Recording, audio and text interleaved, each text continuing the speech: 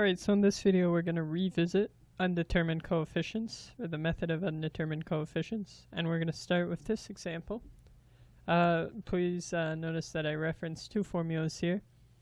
The top one, I guess I'll draw a line to separate them, is when the solution to our homogeneous, or when this is equal to 0, or our particular solution, rather,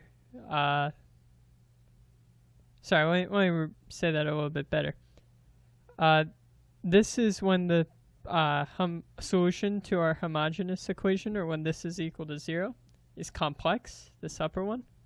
And this bottom one, when it's just regular rectangular coordinates, no, well, it would be rectangular either way, but no imaginary, is down here. So in this first one, let's solve it. Let's solve the homogeneous. So we know we need to find the particular solution. The question asks for the particular solution. So first thing we need to do is solve the homogeneous to determine what our S value is. So let's do that. So we have 3. Remember, we just do kind of r squared plus 4r minus 1 is equal to 0. We're going to need the quadratic formula, so we have -4 plus or minus 16 minus 4 times a 3 times c, which is -1, so this is going to turn positive. And that'll just be a regular 1, all over 2a, which is 6. And we're going to have -4 plus or minus the root.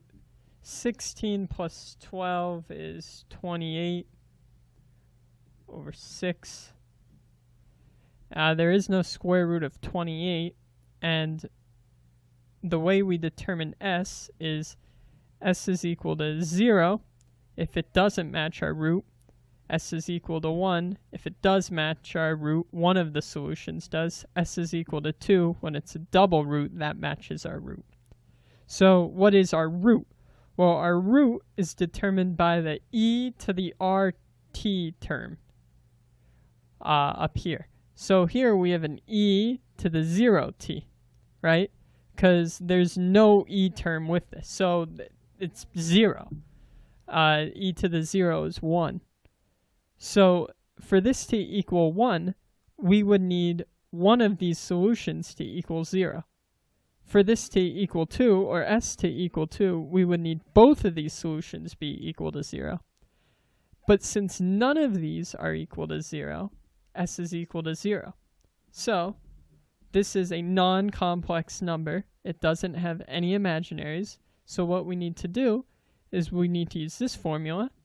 T to the S, S is equal to 0, because again, we don't have a matching root. And now we need to realize what is our highest t term. So I'm going to erase this e to the 0t, and we need to realize we don't have a t term either. So we have a t to the 0, because there is no t term. Well, t to the 0 is just 1, so we need to add some sort of coefficient, but only one. So it's a. Because if we had, let's just say t to the first there, we'd have a of t plus b. If we had t to the second, we have a of t squared plus a of b of t plus c. So essentially, we need to realize what the highest value of t is, put a to that highest value, and kind of walk down that polynomial until you get to a single coefficient. But since we have t to the 0, it's just a. Okay, now, if you remember, we don't have an e term, right? So it's e to the 0. And this is all equal to y of p. This is 1, this is 1. Y of p equals 1, or a. A is just a coefficient, so the derivative of a is 0, and the second derivative is still 0. And now what we need to do is we need to plug it in for this. So 3 times 0 is 0. 4 times y prime, 0. Minus y of p is a. So minus a is equal to 18. A is equal to negative 18. And that is how you find the particular solution for a non-complex solution to a differential equation. Alright, so let's go over another method of undetermined coefficients. This time we're going to solve this equation, y double prime minus 5y prime plus 7y equals x e to the x.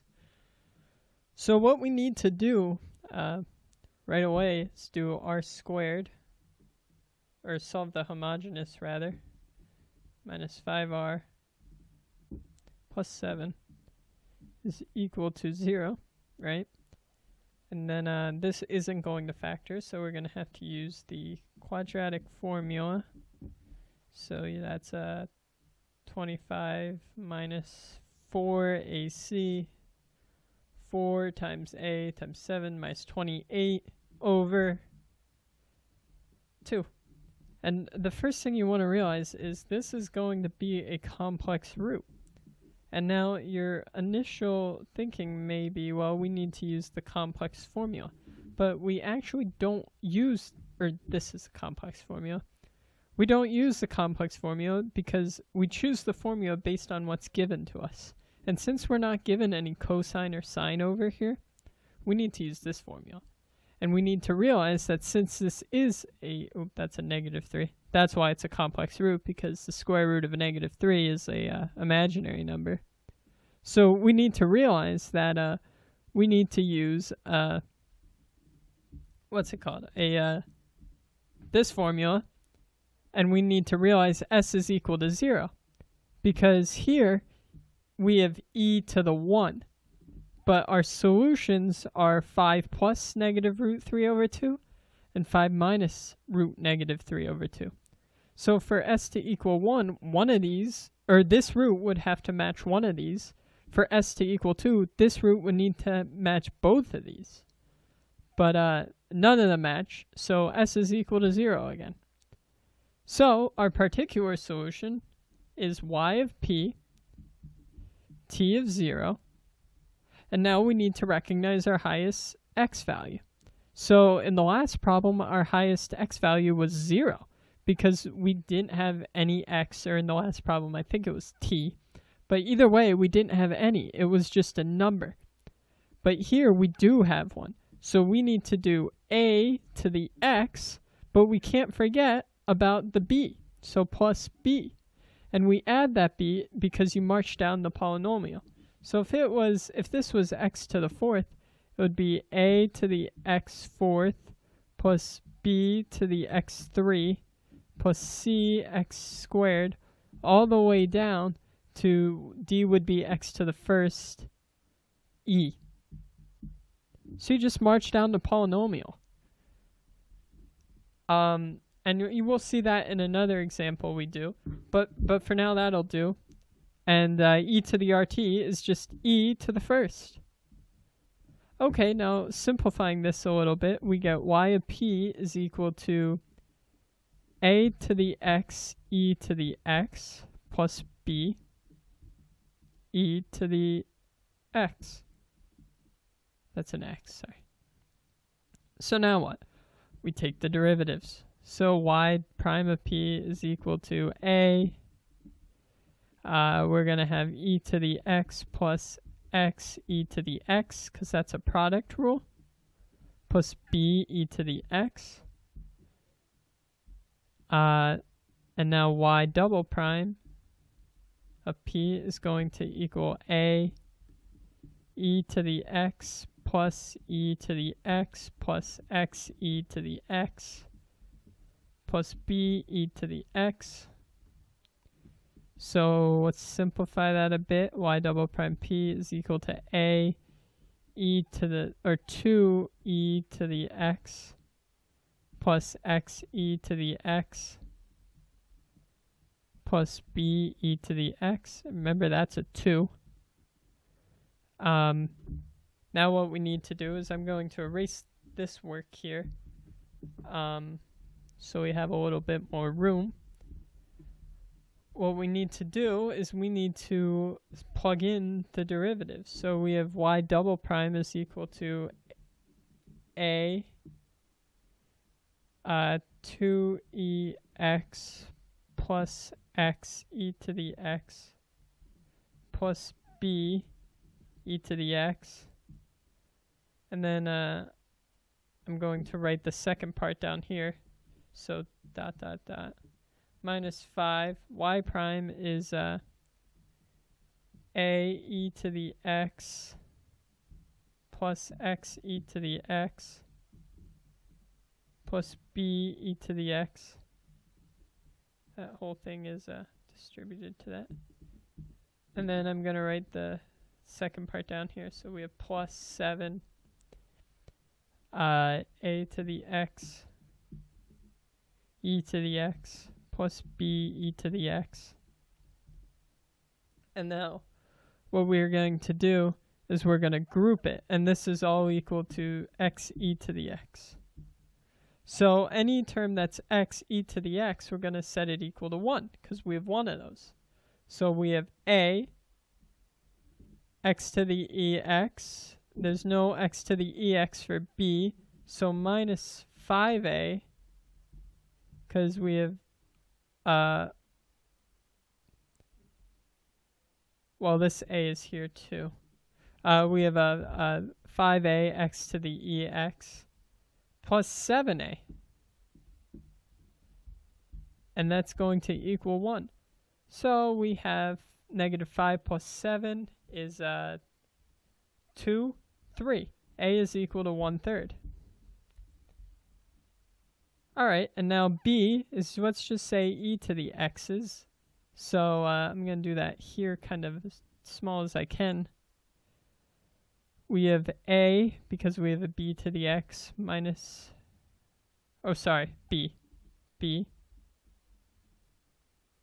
minus 5b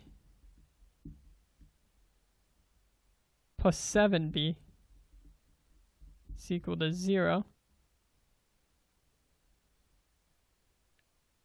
Oh, wait, that's not right. That is not right.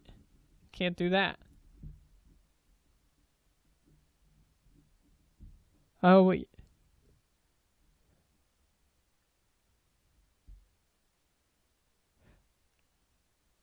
Yeah, that is right. I just forgot some terms. So we have b minus 5a, because we have an e to the x here.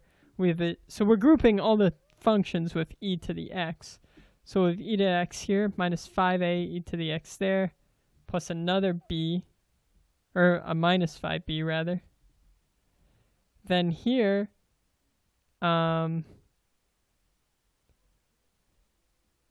here we have a minus 5b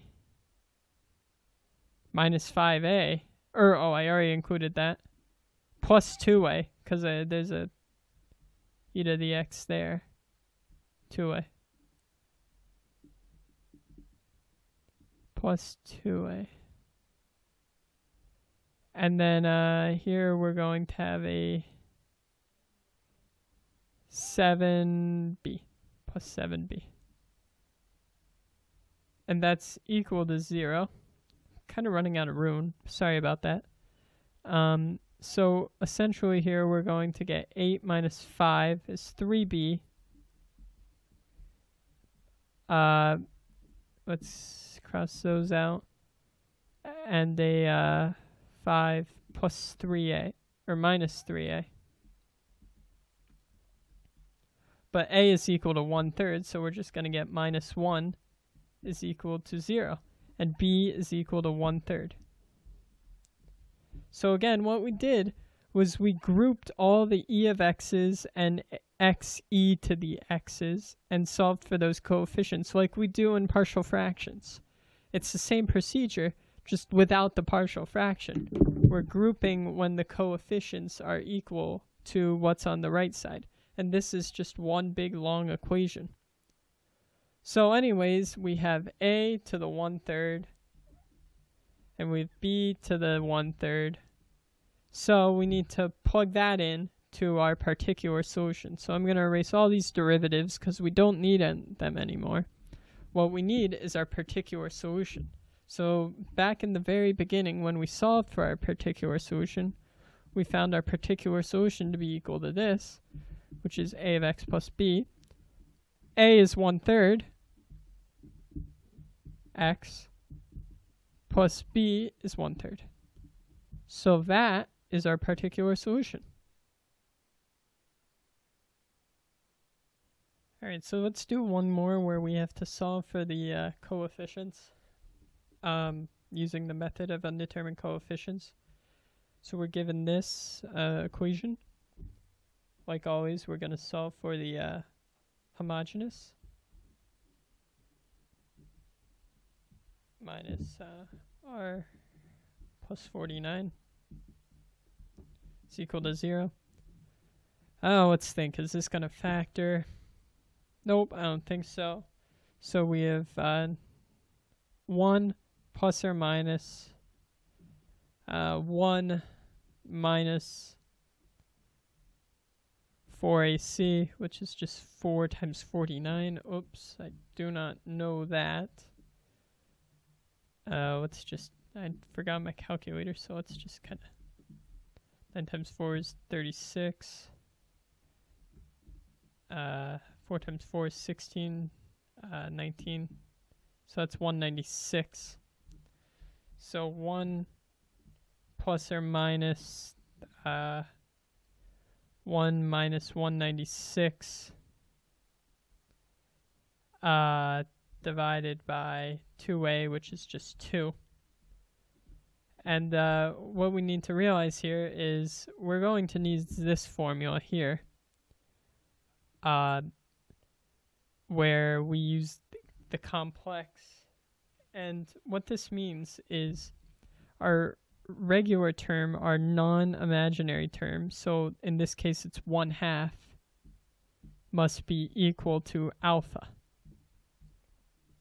And our imaginary term, in this case, it's the square root of 195 times I over 2 must be equal to beta. Well, beta is equal to 7. I guarantee this is not equal to 7. And e, or alpha, is equal to 0 because there is no e to the whatever power, right? Whatever power x. There is no alpha here. So in order for s to equal 1, these need to match, and they don't match. So s is equal to 0. And since we know that, we can solve for the particular solution using this formula. T to the s is 0, so like in the last two examples, the t cancels. We need to recognize our highest degree of t. Well, this is sine 7t, but there is no actual t multiplied it. There is no t out in front. So t is to the 0, so it's just a. When there is no t, it's just going to be a. So a, e to the alpha t, well, there is no alpha. Cosine to the beta t, which is just cosine 7t, plus here, we need another coefficient that's not a, so b sine to the 7t. Again, because t to the s is t to the 0, so that cancels. There is no e term, and we just need the sine to the beta term. And of course, this is equal to yp.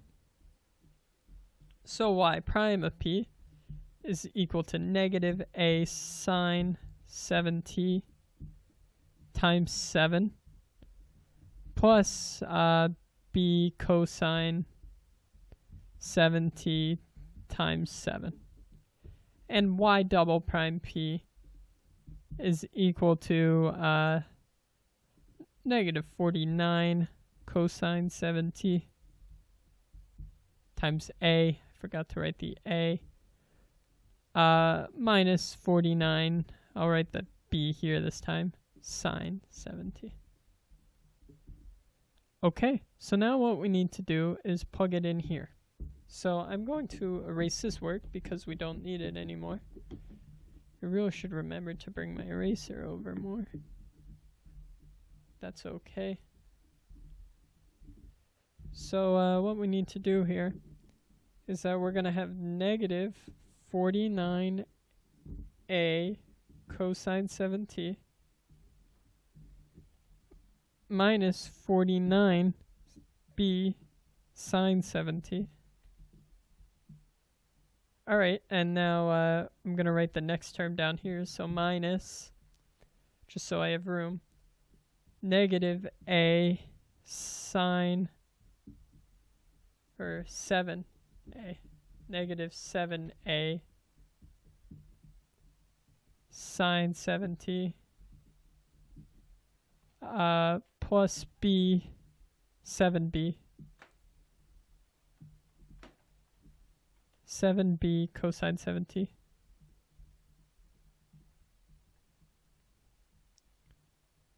And then of course we're going to have the last term 49a, or 49 distributed to a cosine 7t plus b 7 sine t, or sine 7t rather. And this is all equal to 7 sine t. So what we realize here is this term and these terms are going to cancel out when the 49 is distributed. So we can cross them out and we can say 7a minus 7a sine 7t minus 7b cosine 7t is equal to, I'm going to write that down here, 7 sine t, sine 7t. And again, we're just going to group here. So we have 7a is equal to 7 because we have sine t terms. So 7a is equal to 7. And negative 7b is equal to, well, there's no cosine terms to the right of the equal sign, so 0. So a is equal to 1, b is equal to 0. And what we do is we plug that into the particular solution. So our particular solution was this. We get cosine 7t plus 0 sine 7t, which is just 0. So y particular is cosine 7t. And that's how you use the method of undetermined coefficients to solve for it. Alright, so for the last two, let's go over just general setting up of particular solutions. So in the last two examples, we used, we actually solved for the coefficients. For these, we're not going to. We're just going to get comfortable with finding the S value and using these formulas. Because, I mean, solving for A, B, and all the letters is just a matter of taking derivatives and solving the equation, which isn't too bad. It's, like I said, it's a lot like partial fractions, and you use that a lot in chapter 7, so you should get pretty good at that. But let's focus more on the new stuff here. So for this, like always, you need to solve the homogeneous to find S. So we have r squared plus 64r, or 64 rather, is equal to 0. Okay, well, this exists when, we have 0 plus or minus negative 64 when you use the quadratic formula over 2. So you get is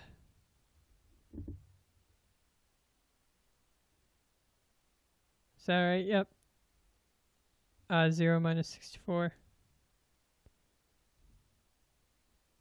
2, yeah. Okay. Sorry. 0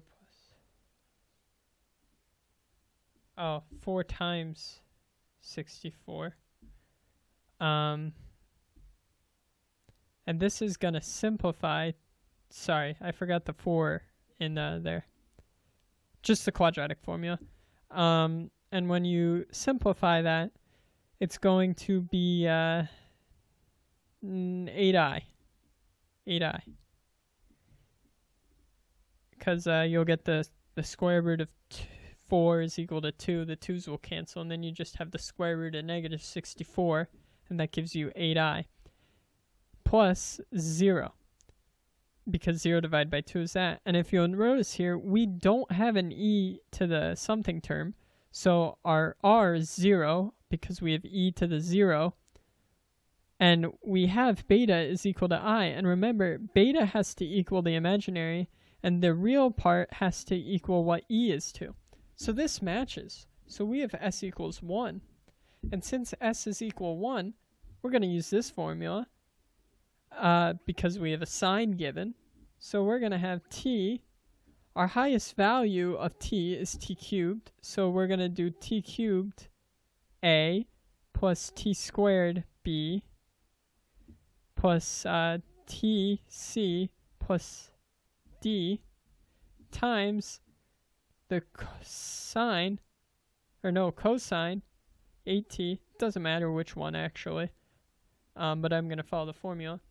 And then that's going to be plus, I'm going to write it down here. Again, s is equal to 1, so t cubed e, because we can't repeat variables from the first part, plus t squared f plus t g, oh that's a g, plus h sine 8t. And that's the particular solution. We just didn't solve for the coefficients like we did in the last two problems. So that's getting used to that. Let's do this one. We have r squared minus 14. Oh boy, I may need my calculator for this. 14r. Oh, no, I won't. R minus 7 and r minus 7, this factors. And notice we have e to the 7. And since 7 matches this, 7 is the solution to this. We got right, equal to 0. Since 7 is the solution, and they both match, s is equal to 2. Now, if this was e to the 60, s would be equal to 0. Even though they both match and they're a double root, they need to match what e is to. So e is to the 7, 7, 7. We have a double root, s is equal to t. I'm going to write it here. So we have t squared times our highest exponent is 6. So we have to list out 6 here. A t to the 6th plus b t to the 5th. Oh boy, I may run out of room. C t to the 4th plus d t to the 3rd plus e. I'm going to t squared e f t plus g. And that is multiplied by e to the rt, e to the 7t. So let me write it a little bit clearer just so you see it all out. A t to the 6th plus b t to the 5th plus c t to the 4th plus d t to the 3rd plus e t squared plus ft plus g, and all of that's multiplied by e to the 7t. That is how you find the particular solutions.